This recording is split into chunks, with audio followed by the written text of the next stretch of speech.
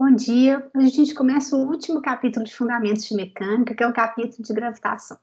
É um capítulo bem bonito, no qual a gente vai aplicar um monte de conceitos que a gente estudou antes, para justamente tratar da gravitação entre os corpos. Vamos lá, deixa eu projetar.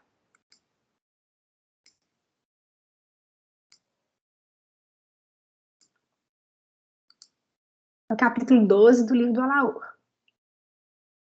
Bom, a lei da gravitação ela tem uma importância, além de ser importante por descrever, né, a atração gravitacional entre os corpos, ela tem uma importância histórica, porque foi uma lei que mostrou-se universal, né, e mostrou que o que vale na Terra também vale no céu ou em qualquer ponto do universo. Então, ela representou o fim da dicotomia entre o céu e a Terra. Então, a Terra não é um lugar diferente do céu, né, é o universo como um todo, a gente faz parte do mesmo sistema aí, e o que vale aqui vale no céu também.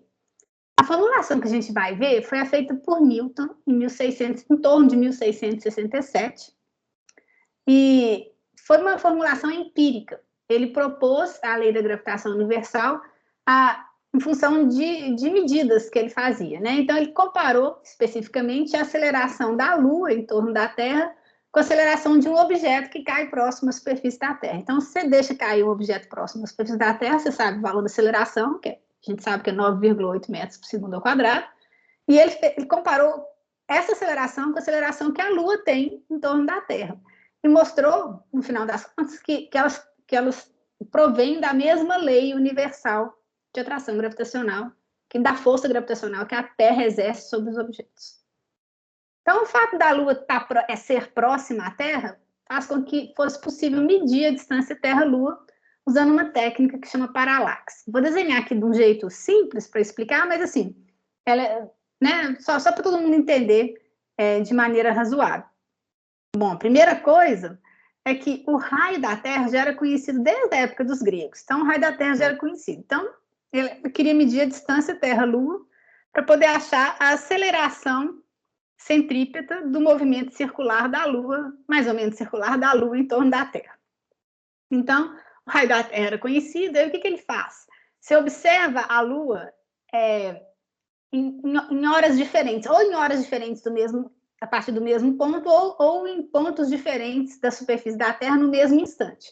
E se você olha as estrelas de fundo, quer dizer, estrelas que estão muito, muito longe, as estrelas estão muito longe da Terra, a Lua, dependendo do ponto que você está, você vai ver ela projetada em pontos diferentes, ok?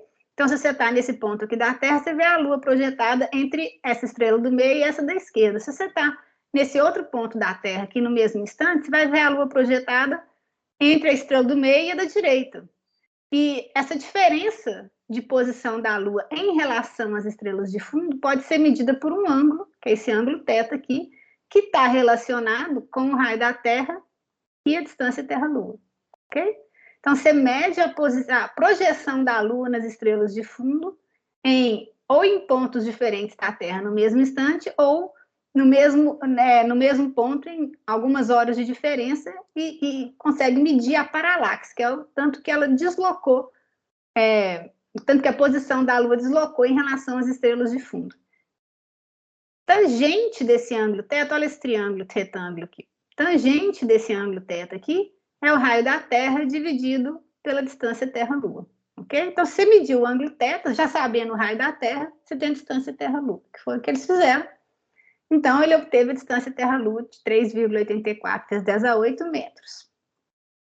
Se você considerar a órbita da Lua circular com um raio dado pela distância Terra-Lua, né, que é o raio da órbita da Lua, em um período de 27,3 dias, a velocidade com que a Lua se move na órbita dela em torno da Terra é dado por 2πr, onde r é a distância Terra-Lua, dividido pelo período. Então, você consegue achar a velocidade com que a Lua se move na órbita dela. E aí, agora você consegue achar a aceleração centrípeta da Lua, que é V2 sobre R, onde R é a distância Terra-Lua. Você acabou de calcular V, você tem a distância Terra-Lua, então a aceleração da Lua é V2 sobre dl, que dá 2,73 vezes 10 a menos 3 metros por segundo ao quadrado. Aí você pode comparar essa distância, essa aceleração da Lua com a aceleração de um objeto caindo próximo à superfície da Terra. Okay? Próximo à superfície da Terra, então uma distância do centro da Terra igual ao raio da Terra, né? A aceleração do objeto que cai é dado por 9,8 metros por segundo ao quadrado.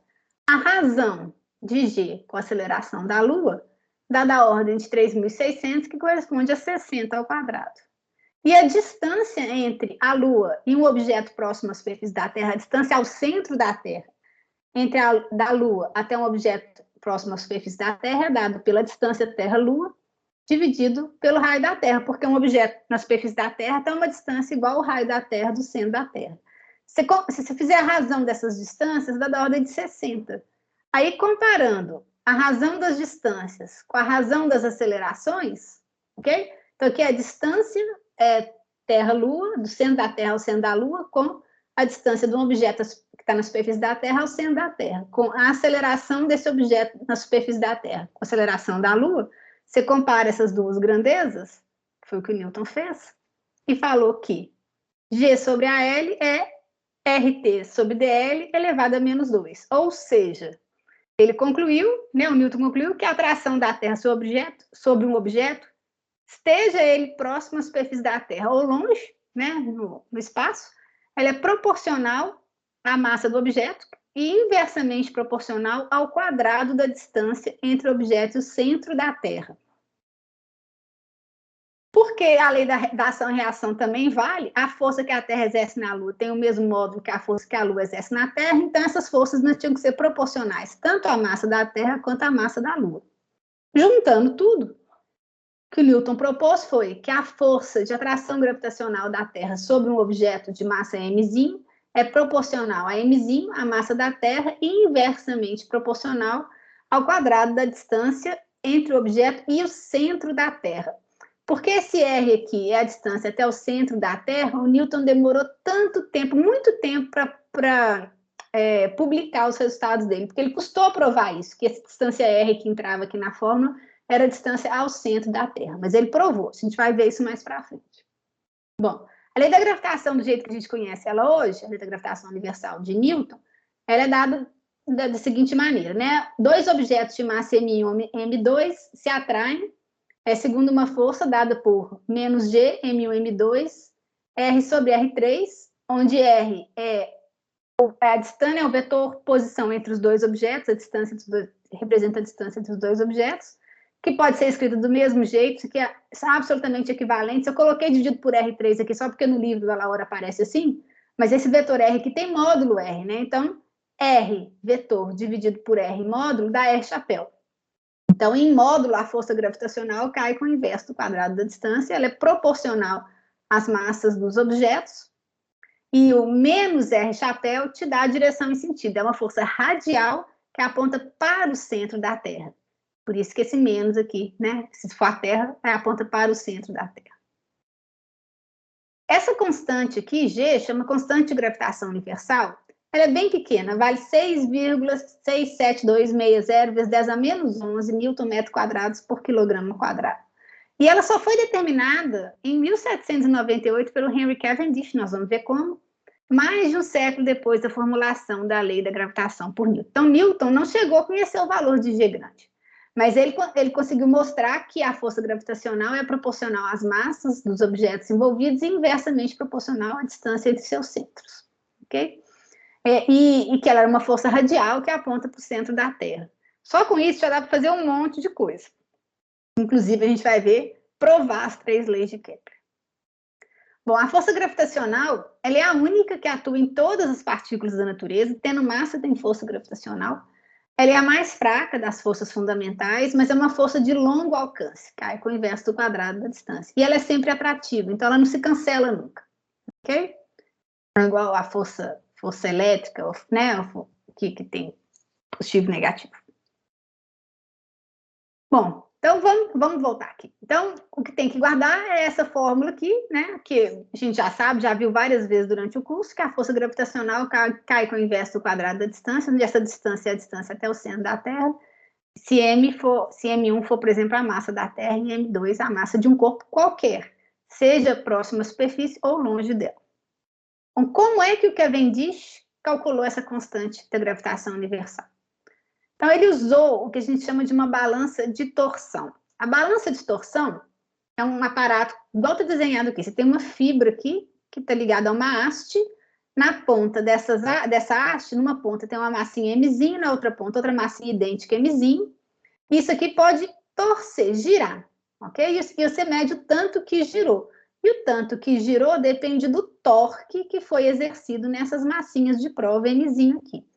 E se você aproxima dessas massinhas Mzinho uma massa grande, né, de cada lado aqui, M grande, por exemplo, essa massa M grande vai exercer uma força gravitacional sobre Mzinho, tanto aqui quanto aqui, e isso vai torcer a sua balança, vai fazer ela girar. Essa força F vai gerar um torque nessa massinha M, né? Um torque dado por FD, onde D é essa distância da massinha M ao centro aqui da haste. Né? Um torque tal no fio provoca uma torção de ângulo θ. Então, isso aqui é calibrado, a balança de torção ela é calibrada. Kappa aqui é a constante de torção dessa balança. Então, se aproxima essas massas M grande aqui das massinhas M, a força gravitacional que M grande exerce sobre M vai gerar um torque sobre Mzinho e vai girar um pouco essa haste, ok? O torque é dado por F vezes D, onde F é a força gravitacional. Então, F é menos GMM sobre R2, ok? Onde R é a distância entre as duas massinhas. Kappa, como eu disse, é a constante de torção do fio, isso já está calibrado, você já conhece para essa balança de torção qual é a constante de torção. Então, usando a fórmula aqui de cima, kappa θ vai ser menos GMM sobre R2D, ok? Daqui você tira o valor da constante de gravitação universal. Então, a balança é calibrada, você sabe kappa. Você mede θ, você controla a distância entre as duas massas, você tem o valor das duas massas e você sabe, né, o tamanho desse D aqui, que é simplesmente a metade da sua haste. O tamanho da metade da sua haste. Com isso, você obtém o valor da constante de gravitação universal. Só que é um experimento muito preciso e é muito difícil de fazer. Então, demorou um tempão para alguém conseguir fazer isso com a precisão que fosse necessária para determinar G, né? Então, uma vez obtido o G grande aqui, que é a constante de gravitação universal, e você sabendo o valor da aceleração da gravidade próxima à superfície da Terra, você consegue calcular a massa da Terra, né? Foi a primeira vez, né, que se colocou um planeta na balança, entre aspas, né? Você não pôs na balança, mas você conseguiu, sabendo o valor da constante de gravitação universal, saber determinar a massa da Terra. E assim também foi determinada a massa dos vários planetas do nosso sistema solar, desde que você soubesse a aceleração de pelo menos um dos satélites do planeta e a distância do satélite do próprio planeta, né? Sabendo a aceleração de um dos satélites em torno do planeta e a distância que o satélite está do planeta, você mede também a massa do planeta. Então, você consegue pôr na balança, de certa maneira, os planetas do sistema solar. Bom, forças que atuam à distância, como é o caso da força gravitacional, da força elétrica, da força magnética, em geral são descritas por campos. A gente fala em campo gravitacional, igual fala em campo elétrico e campo magnético, ok? Então, o campo gravitacional, ele é descrito pela aceleração da gravidade, que é definida pela força gravitacional dividida por uma massinha de prova situada a uma distância r da sua origem. Então, a aceleração da gravidade gerada por uma partícula de massa semi-grande, situada na origem, você coloca, por exemplo, a Terra na origem, e a massinha m de prova a uma distância da origem, né? Então, a aceleração da gravidade gerada por essa massa m grande, situada na origem, é dada por menos GMM R sobre R3 ou R chapéu sobre R2, que dá na mesma, né? Porque R vetor dividido pelo módulo de R dá R chapéu. Então, dado uma distância ao centro da Terra, você tem um valor de G. À medida que você vai, né, ficando mais longe do centro da Terra, o Rzinho aqui vai crescendo e o G vai diminuindo, ok? Mas acontece que, assim, não é tão simples assim. Isso seria verdade se a Terra fosse uniforme, né? Densidade uniforme. Só que acontece que a crosta terrestre não é uniforme. Então, na verdade, o fato de não ser uniforme, muito lugar, tipo a Petrobras, assim, usa medidas de G, né, da aceleração da gravidade, medidas muito precisas de G, justamente para obter informação sobre variações de densidades, que são úteis, por exemplo, na prospecção de petróleo, para achar bolsões de gás natural, que a Petrobras não sai furando em qualquer lugar, né? Ela olha onde tem essas variações de densidade e aí isso indica que tem ou uma reserva de gás natural, ou uma reserva de petróleo ali naquela região. Bom, a Terra também não é uma esfera, e na verdade ela é um elipsoide, meio achatado nos polos. Então, a aceleração da gravidade na superfície da Terra, no polo, é maior do que no Equador. Por quê? Porque o raio, né, a distância até o centro da Terra no polo é menor do que a distância até o centro da Terra no Equador. Então, efetivamente, o valor da aceleração da gravidade na superfície da Terra no polo é 9,83 metros por segundo ao quadrado e no Equador é 9,78 metros por segundo ao quadrado. Bom, um outro efeito que a gente não levou em consideração até agora é que a Terra está em rotação, né?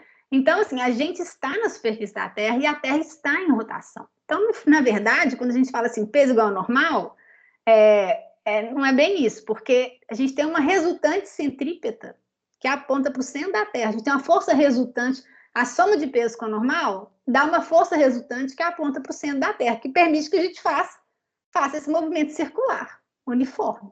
Né? Então, a realidade da gente é que normal, considerando o positivo saindo da superfície, né? Normal menos peso, que é devido à atração da Terra, né? A força de atração gravitacional da Terra, isso aí é menos a massa da gente vezes a aceleração centrípeta, porque a força centrípeta restante está apontando para o centro da Terra, então ela é negativa. A normal está para fora, ela é positiva. E a força de atração da Terra a gente também está para dentro, é negativo. Okay? Então, normal menos o peso é igual a menos massa vezes aceleração centrípeta.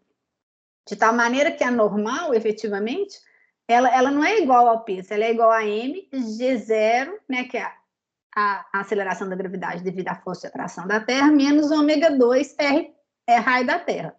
Se a Terra não tivesse em movimento, o ômega seria zero, aí seria normal igual ao peso. Mas se a Terra girasse muito rápido também, né, se o ômega for muito grande, você tem um peso aparente, que é a normal, que é o que a gente mede na balança, menor.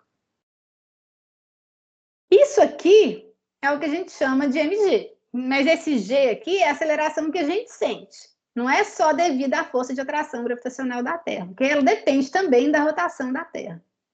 Então, esse g, que a gente chama a gente fala que é 9,8 metros por segundo ao quadrado, é G0 menos ômega 2 raio da Terra. Ok?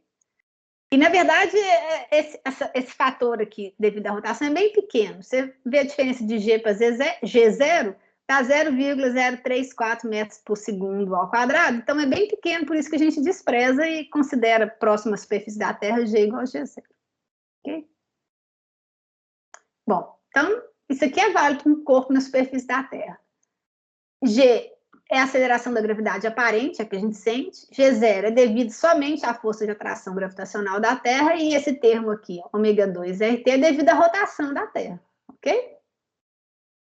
Bom, muitas vezes você ouve as pessoas falando assim que na estação espacial a gravidade é zero. O que isso quer dizer?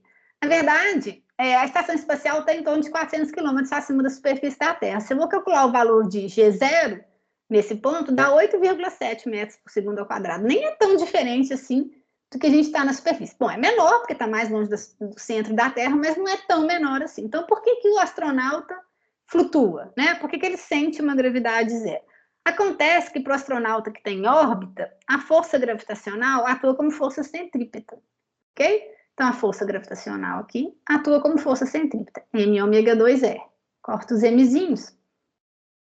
Então, fica G, massa da Terra, sobre R2, que é o G0, é igual a ômega 2R. Então, para o astronauta em órbita, o G0 é igual a ômega 2R. Agora, o que acontece se G0 for igual a ômega 2R? Se G0 é igual a ômega 2R, o G aparente é zero.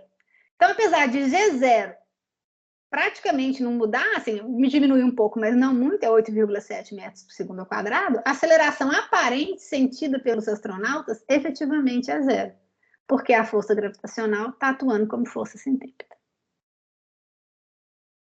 Ok? Então, assim, a aceleração da gravidade em si, real, não é zero, devido à força de atração gravitacional da Terra, mas a aceleração aparente na estação espacial é zero mesmo. Então, antes de começar aqui, vou parar.